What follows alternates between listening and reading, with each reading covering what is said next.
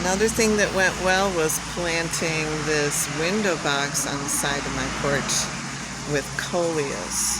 At first I had some pansies in it and they did okay, but I just did too many and then they started to get leggy when it got warm. Let me come around to see it from the other side. Yeah. So doesn't that look glorious? I just love the bright colors. And it's like constantly colorful, and I don't have to deadhead the flowers like I did with the pansies, although I do like to pinch off those little flowers on the top to promote more growth.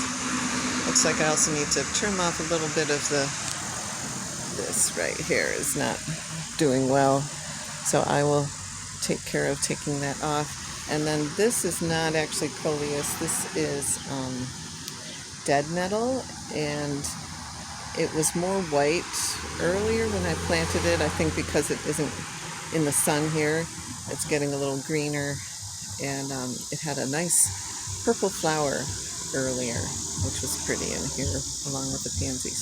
Or maybe it was the white one. I can't remember. It was a while ago.